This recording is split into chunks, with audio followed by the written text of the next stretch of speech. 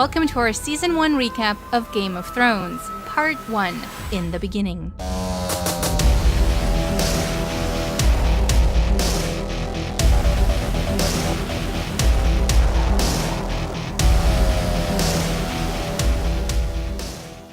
First things first, let's set the stage.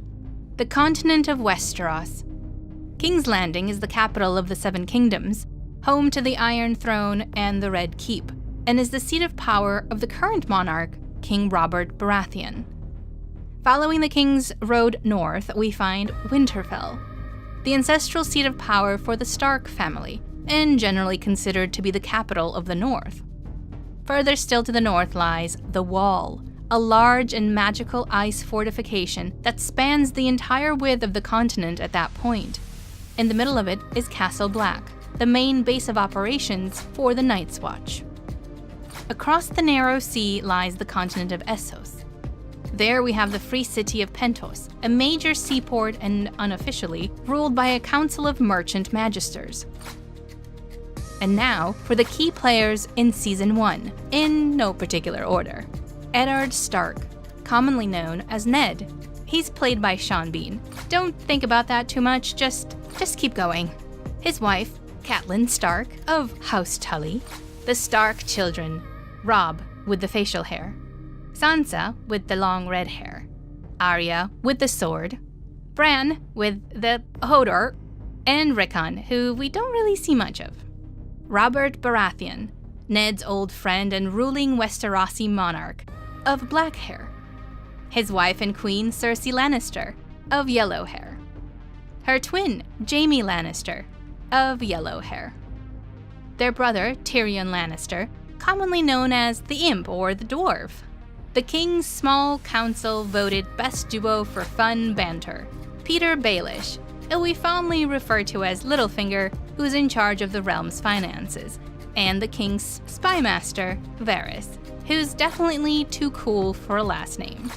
Then there's Theon Greyjoy, the Stark's ward so his dad would fall in line with the new king, and Joffrey Baratheon, who does a really good job of making us hate him, but folks, Jack Gleeson is pretty dope, so leave the actor alone.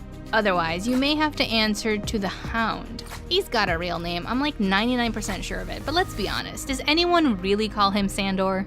We also meet the last of their family line, quite probably, that's definitely what we hear. Daenerys Stormborn of the House Targaryen, the first of her name, Queen of the Andals, the Royar, and the First Men, Lady of the Seven Kingdoms and Protector of the Realm, Lady of...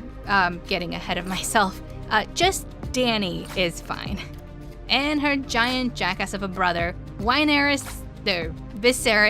Targaryen, Jorah Mormont, ex-slaver exiled from Westeros and doomed to unrequited love, because Khal Drogo. And let's not forget the eggs, the alleged White Walkers, and of course, the Iron Throne. Oh yeah, and Jon Snow, but he's just Ned's bastard, and between you and me, Lady Stark actually paid me good coin not to put too much of a spotlight on him, because, after all, it's not like he's anyone important, probably. So, onward to the story. The Starks are living their best life up in chilly Winterfell, although Arya would rather be anywhere else but with her sister and the other ladies in training. And Lady Stark has probably already thought of 100 ways to get rid of her husband's bastard child, Jon Snow. And Ned Stark reluctantly upholds the realm's law when a deserter from the Night's Watch is brought before him for justice.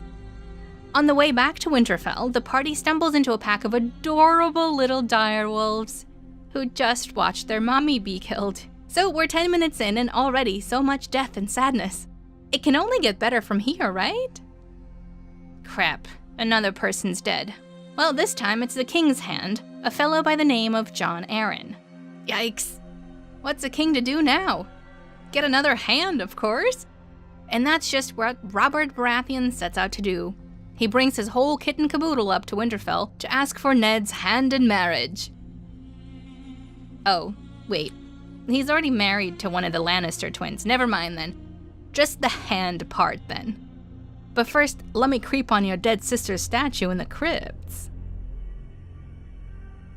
Later, Ned and his brother Benjen, freshly arrived from the Night's Watch, chit-chat about White Walkers and that deserter. They're probably just stories, right? Right? Yeah, we're good. Now, remember that John Arryn guy from before? Well, it turns out he was married to Catelyn's sister, Lysa. And Lysa is about 100% sure that the Lannisters murdered him, and that the king is now in danger. Ned sees no choice now but to accept Robert's proposal. Meanwhile, in Bran's super-secret club of climbing Winterfell Castle, even though my mom told me not to and my direwolf also thinks it's a bad idea, but I've got plots to move forward, a boy sees what a boy should not. The Lannister twins in the throes of passion. And looking at that anguished face of his beloved, Jaime Lannister does what any, Kingslayer would do, and that is push the boy back out the window. Across the Narrow Sea, one brother also shows his love for his sister, but in a slightly different way. Viserys and Daenerys Targaryen are the last living children of the Mad King, Aerys II, who was the last of the Targaryens to sit on the Iron Throne prior to Robert's rebellion, and subsequent rule 17 years ago.